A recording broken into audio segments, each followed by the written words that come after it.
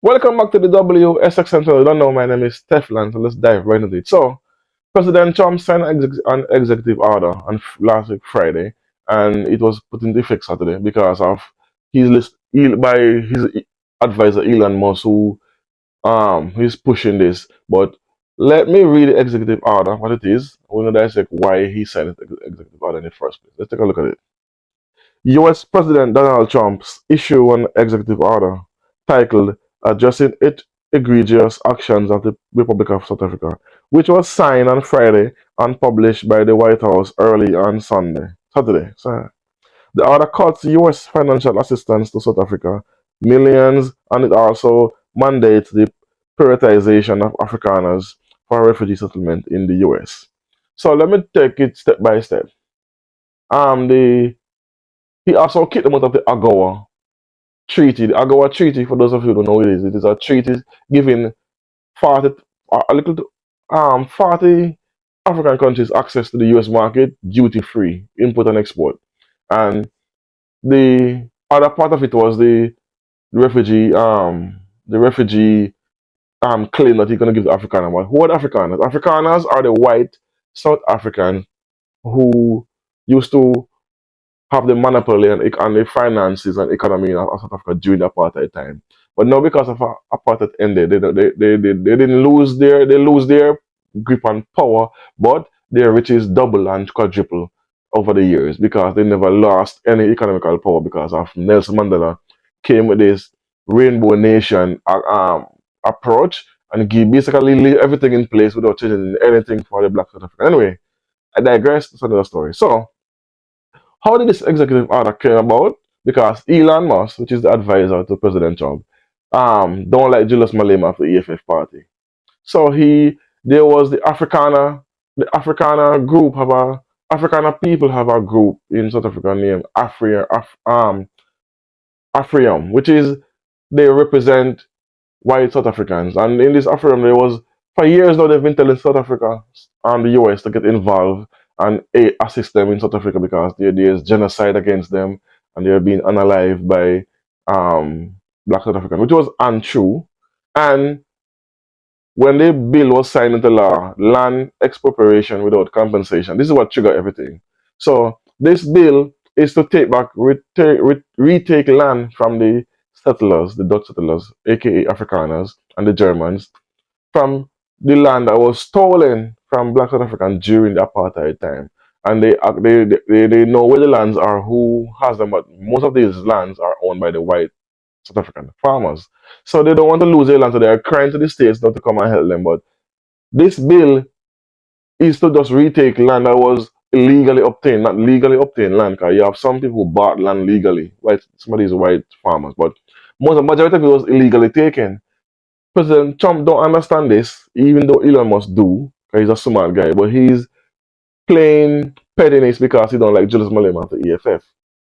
So he's advising Donald Trump and Donald Trump, hence he take action by the sanctions. And so take it a step further now. This is what he put out against Julius Malema. Let me put it up. Here is a tweet what he sent out. Immediate sanctions for Malema and declaration of him as an international criminal.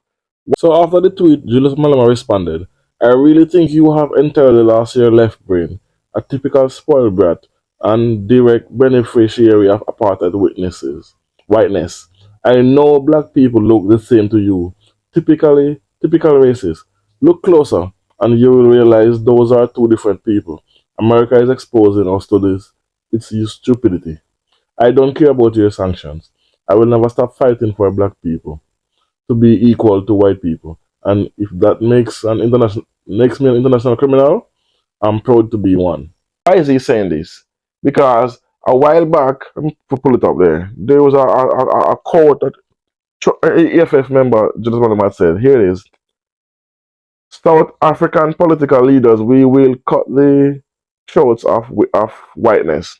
But this quote wasn't a literal meaning. They take it out of context and they knew when they take him to court, he won the case. Obviously, because Julius Malema is a very smart individual in South Africa. Politician. He's very brilliant. Every case they brought against him, he beat them. There was a song he used to chant. shoot to unalive the farmers. I don't want to say the words because but you can look at one line. The chant in South Africa from the EFF party, the Boer, Abuna Aduna Duda, I hope I said it correctly. Which is you look it up, you'll find it. So Elon Musk is taking these things out of context and he's using it now to wage war against Julius Malema. And this is where he said he wanted him to be an international criminal because of the code of the cutting the throats of the whiteness. But it's, it was an analogy in the sense that if you want to stop racism in South Africa, you have to attack the leaders who are putting in laws to continue this trajectory, like the apartheid government, like kicking the apartheid government out of power. That was a step in cutting the whiteness. That what that meant. And it's like a modern term now, which would mean exactly the same thing, would be like cutting the head off of a snake. That's the term, or cutting the head off a fish. That's 'cause once the head is off, the body dies. That means you cannot attack regular citizens or regular. You have to attack the leaders. So that's what he meant by that. Not attacking them literally, but stopping the rhetoric that they are spreading from the head. So he knew this because they take him to court and he won. But there's other things behind this. But listen to what the Afram people are saying when this executive order was signed. Take a listen. Boom. Following. Firstly, we did not accuse the government of large-scale race-based land grabs or distribute false information in this regard. Secondly, we did not and will not ask for sanctions against South Africa or that funds for vulnerable people to be cut off by the US government. Thirdly, we explicitly, over the past 3-4 years, we explicitly asked senior US officials not to kick South Africa out of the AGOA Act because of the suffering it will cause to farmers and their workers and the work and livelihoods of workers in the motor, chemical and other industries. We blame President Cyril Ramaphosa as well as senior ANC leaders as well as some people in government for what is happening now. This is indeed a crisis. We try to avert this crisis. Some of you might know, in April last year, we wrote a letter to President Ramaphosa urging him not to sign the Expropriation Act, saying what we believe the problems in the Act are. And by the way, those problems are not fabricated. If you believe it is fabricated, go and read Section 12.3 of the Act, which allows expropriation with no compensation.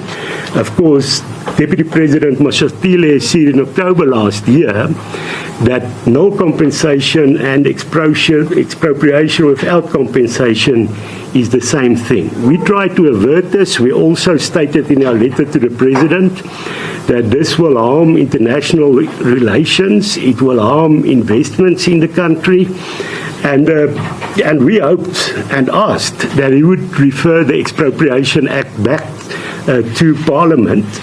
But I must say, our proposal was treated with disdain because to this day we have not received any response from the President. So there you have it. Now they are saying they don't want to be repatriated, but yet these people, same people, was crying, stating that they are being genocidal. Genocide have been taking place against them. So now you get a chance to leave the country and go to a country that wants you, give you the land, giving you job, giving you a place to stay. Now they are refusing and say, "Oh, we don't want sanctions, we don't want to repatriate." And listen to what he said carefully. He said that they are Dutch and German settlers. But how can they be a settler? And then in the same breath, in the same sentence, he's saying they are indigenous. They cannot be indigenous to a country that you settle in. That makes no sense. You're indigenous to Holland, not to South Africa. So two things can't be the same. That's like an oxymoron. That's impossible. So how is it you claim there's a genocide taken against you, but now you get the chance to go in the States? Why not leave? But because what? All their money and power is in South Africa. If they leave, they lose their power and they lose their finance because they won't have any more control over the economical freedom of South Africa. Cause they have it in a stronger hold still up to the day. Cause there's a few families who actually have the power, the financial power in South Africa.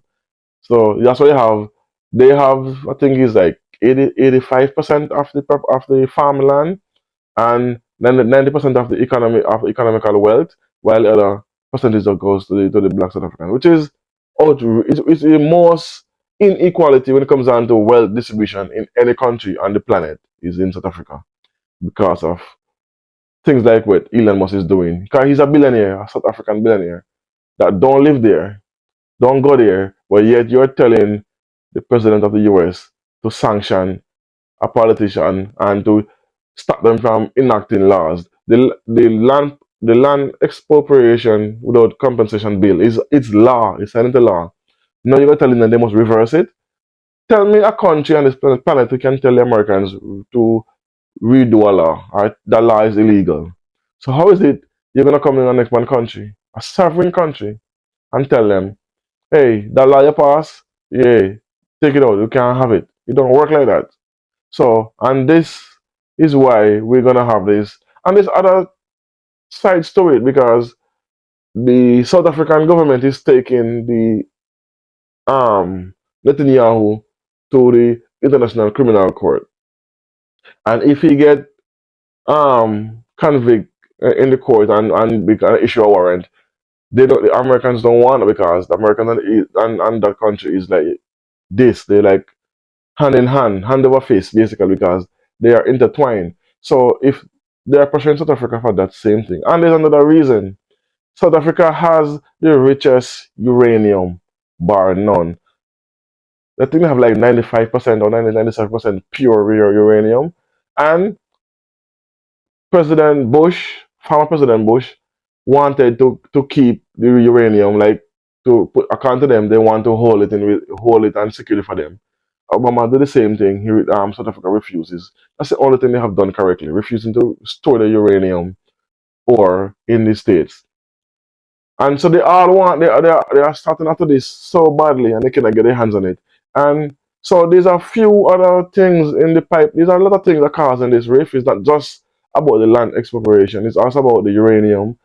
The uranium ore to be exact, and it's also about the South African government bringing Netanyahu to the International Criminal Court, and they are trying to stop that from being issued a warrant for his arrest. So it's a whole other host of things that's included in this back and forth. It's not only the AGOA, but it's not only the land thing, but and you see now white South Africans are getting a chance to go back to where they're from. They refuse.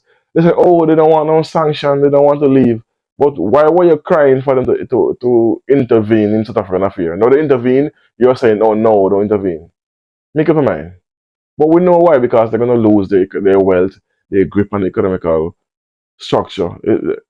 This is a whole shebang. But if you want to know more about this, there's other channel like there's other channels you can go on. You can do your own research on what's going on in South Africa and the States right now. But if you don't want more in depth, if you want more in depth explanation, there's just Google or type in South Africa and the US. You get a whole host of things after you finish watching this video, of course. Like, comment, share, subscribe. Tell a friend, tell a friend. You know how that works. Thanks for watching. Boom.